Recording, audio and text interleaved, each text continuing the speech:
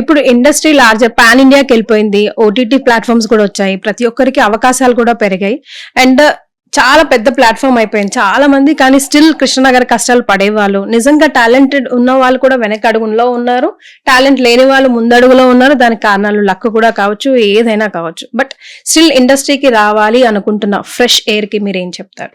అంటే ఏ ఇండస్ట్రీకి అయినా అంటే కాన్సన్ట్రేట్ ఆన్ ద కంటెంట్ మీద మనం ఫోకస్ పెట్టాలి. మనం ఆర్టిస్ట్ అవ్వాలంటే దానికి తగ్గట్టు ఏం చేయాలి దాని మీద ఉండాలి. సో ఎక్కువ పిఆర్ఓషిప్ మెయింటైన్ చేయాలి. రోజు అట్లీస్ట్ ఒక 2-3 కలవాలి, డైరెక్టర్స్ ని కలవాలి. కలిసి ఎక్కడో ఒక చోట 10 ఆఫీసులో మనం వెళ్తే ఎక్కడో ఒక ఆఫీసులో మనం నచ్చుతాం వాళ్ళకి. సో ఆ ఒక్క సీను రేపు ఒక 100 సీన్లు అవుతాయి.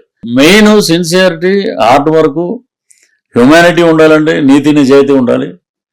మనం ఎదటోడు పైకి వస్తే మనం మన ఫ్రెండ్ పైకి వచ్చాడనే సంతోషం ఉండాలి.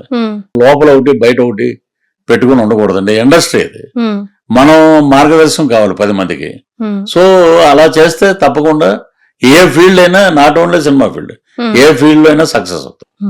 సార్ కోట గారు ఎప్పుడు అంటారు, పరభాష వాళ్ళు ఇక్కడికి వచ్చినందుకు మనకి తెలుగు వాళ్ళకి నటన అవకాశాలు చాలా తక్కువైపోయాయి. ఇప్పుడు మీరు అటు వెళ్తున్నారు అనుకోండి, ఇప్పుడు మీకు రైట్ రాంగ్ నాకు తెలియదు కానీ ఆ ఫీలింగ్ ఉందా, నిజంగా అనుకుంటున్నారా? బట్ ఇప్పుడు పాన్ ఇండియా లెవెల్లో మనకు అక్కడ అవకాశాలు ఉన్నాయి, వాళ్ళకి ఇక్కడ అవకాశాలు ఉన్నాయి, అందరూ అన్ని చోట్ల వర్క్ చేసుకోవచ్చు అని పెద్ద మనసు చేసుకోవాలా? పాన్ ఇండియా అంటే నాకు తెలిసి పాన్ ఇండియా అంటే దురంధర్ సినిమా పాన్ ఇండియా. ఒక Lagaan, that is pan India. ఒక Baahubali, that is pan India. మన తెలుగు సినిమా చరిత్రని ప్రపంచ పుటాల్లో నిలబెట్టినటువంటి దర్శకుడు మన రాజమౌళి గారు. సో ఇంకా దానికి ఎల్లలు లేవండి.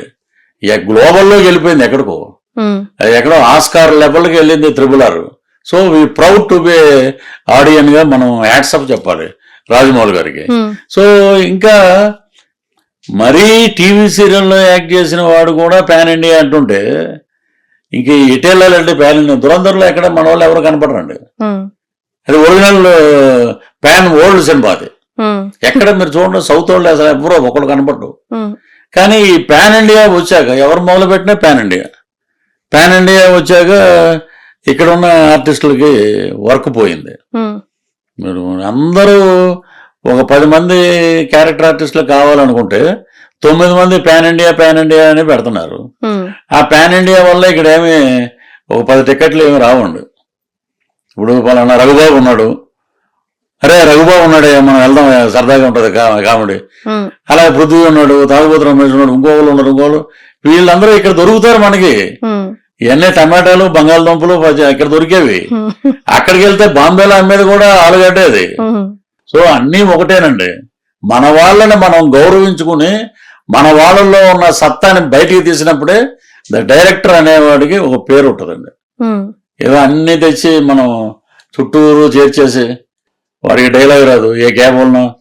అందుకే కోటగారు అనేవారండి. మేము పూలరంగడు అనే ఒక సినిమా చేస్తే ప్రదీప్ రావత్, ఇంకొక ఆయన మన మగధీర విలను, ఈయన ప్రదీప్ రావత్ మొత్తం డైలాగు స్టడీ కమ్ అలా వస్తుంది. కోటా గారు మేము అందరూ ఉన్నాం కాంబినేషన్. ఆయన దగ్గరికి వస్తే ఎండ్ డైలాగ్ ఫస్ట్ లైన్ మే క్యా హై అని కూడా అంతే మొత్తం పోయింది. అలాగే ఆయన 7 గంటల నుంచి రాత్రి 11 వరకు కోటా గారిని కూర్చోబెడితే ఫస్ట్ టైం ఆయన తిట్టి వెళ్ళిపోయాడు. ప్రదీప్ రావద్దు అంటే మన వాళ్ళు తీసుకొస్తారు. ప్రదీప్ రావత్ ఇక్కడ వచ్చే దేవగిల్ యాక్టింగ్ నీళ్ళు అనేవాడు.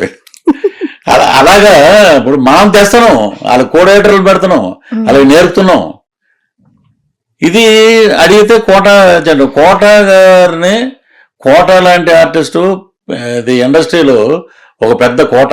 ఆ కోటను కొట్టినోడు ఎవడు లేడు ఇప్పుడు వరకు. కొన్ని అలాగే ఉన్నాడు. ఏ క్యారెక్టర్ అయినా పరకాయ ప్రవేశం.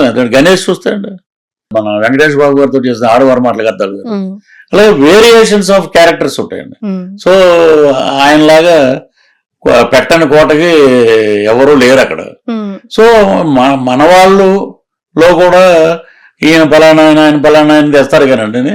ఇక్కడ ఉన్నవాడు వెళ్ళి నీ గౌరవించి నాకు ఏదైనా క్యారెక్టర్ ఇవ్వండి అని వెళ్ళి అడిగితే వాడు చీప్గా కనబడతాడు. మనం వెళ్ళి అడగకూడదు, అదే మనని బ్యాక్ స్టెప్ వేస్తుంది అంటారా? కానీ అడగండి అమ్మ కూడా పెట్టదు అంటారు కదా మనం సార్. వెళ్ళి అడగాలండి. వాళ్ళు ఇవ్వకపోతే అతను మనల్ని పెట్టుకునే అదృష్టం అతను లేదనుకోవటం మనం.